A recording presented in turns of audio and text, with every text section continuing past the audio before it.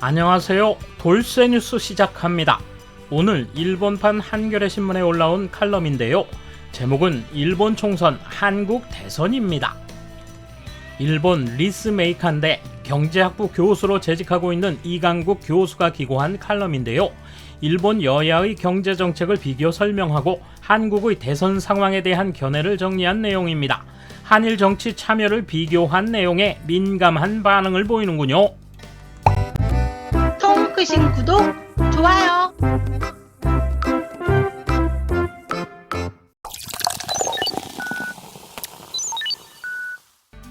지난 31일 일본 중의원 선거에서 자민당이 단독으로 국회를 안정적으로 운영할 수 있는 절대 안정 다수 의석을 차지했다. 이번 선거에서 쟁점은 역시 코로나19에 대한 대응과 함께 어려운 민생을 살리기 위한 경제정책이었다.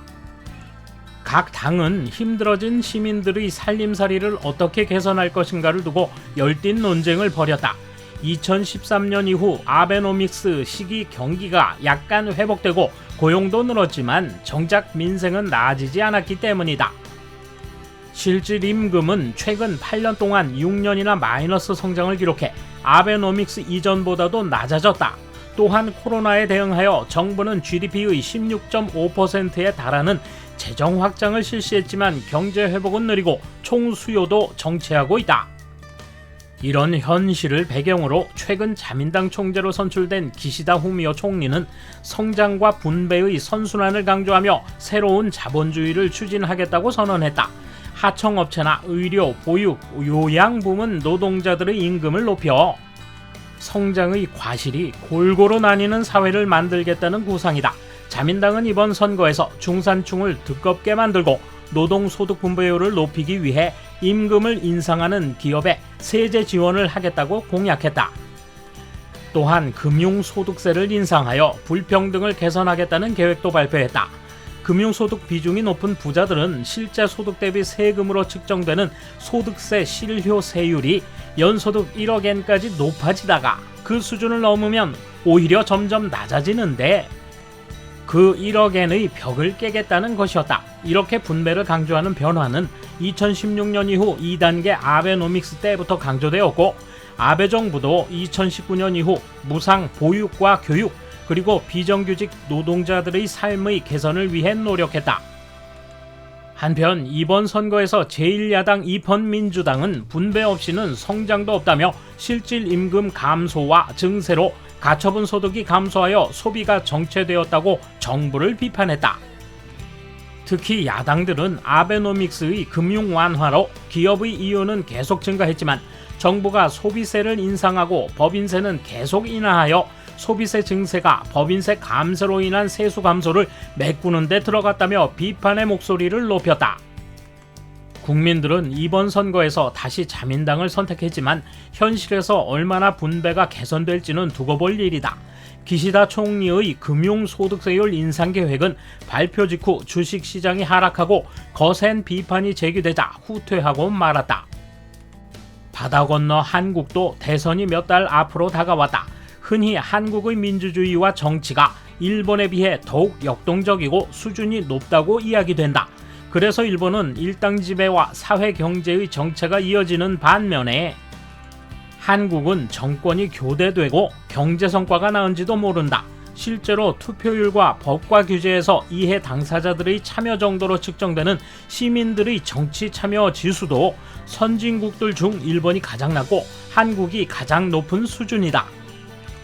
하지만 한국 뉴스를 보면 여당도 야당도 상대방 후보의 의혹에 대한 공격에 집중하는 듯하다.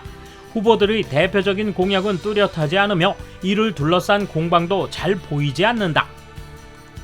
물론 의원 내각제인 일본과 달리 대통령을 뽑는 한국의 선거는 후보 개인에 대한 검증도 중요할 것이다. 그러나 더욱 중요한 일은 후보들이 어떻게 현재의 문제를 해결하고 시민들의 삶을 개선하며 더 나은 미래를 만들 것인지 비전과 공약으로 경쟁하고 그 과정에서 국민의 뜻을 모으는 것이다. 길지 않은 4개월 동안 뜨겁고 생산적인 논쟁을 보고 싶다.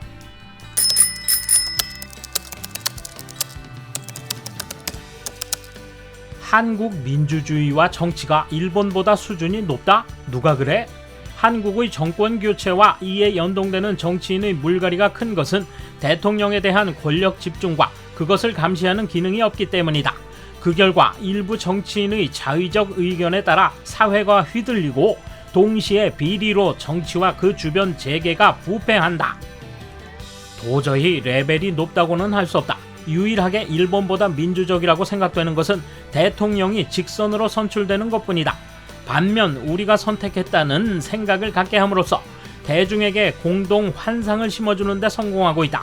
정치가는 만만치 않다. 사려 깊지 못한 대중을 농락하는 것쯤은 그들에게 쉬운 일이다.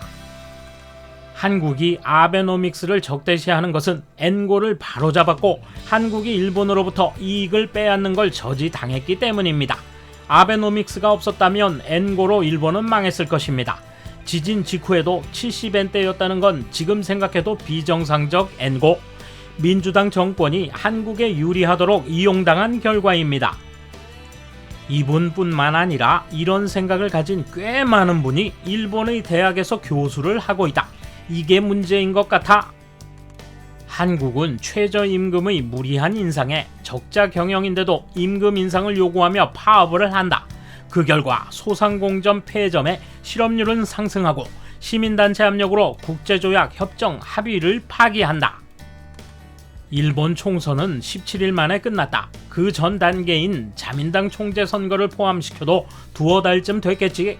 모두 자신의 일이 있으니까 이 정도면 충분하고 정책 논쟁이라고 해서 장기간 계속할 필요는 없는 것이다. 대선은 결국 개인 공격을 장기간 벌이는 선거다. 그러나 선거 기간 중에도 자꾸만 세상은 달라진다. 후보자는 완벽하지 못하기는커녕 흠결이 넘쳐난다. 결국 덜 나쁜 쪽을 택할 수밖에 없지만 당선자도 상처투성이, 대통령의 권위는 떨어지고 분열은 더 깊어진다. 그런 이전 투구는 비생산적이고 아무것도 남기지 않는다. 국민이 맹목적으로 뽑은 대통령이 반드시 좋은 것만은 아니다. 국민이 대통령으로 하여금 절대 권력을 갖게 하면 잘못된 방향으로 나라를 끌고 가도 막을 수 없다. 대통령 퇴임 후의 결말을 보면 잘 알 수 있다. 민주주의 수준을 비교하는 것은 어느 시대든 있었겠지만 적어도 국가 간의 약속을 지킬 수 있게 되고 나서 평가해주지 않겠습니까? 민중의 감정으로 국가 간의 협정을 일방적으로 파기하다니 옳고 그름을 판단할 수 없는 정치로 전락했다고 생각하는데요. 정치 참여 지수가 높다고 정부의 어용신문에서 자랑하고 있지만 한국에서는 정치 정책에 의한 참여가 아닌 단지 정서나 감정이나 타인에 대한 집단 공격을 목적으로 한 대충 민주주의적인 것입니다. 정치 참여와는 전혀 다른 주술적 정치, 민정 정치에 의한 참여입니다. 한국 신문은 정말 그냥 가짜 기사를 쓰는군요.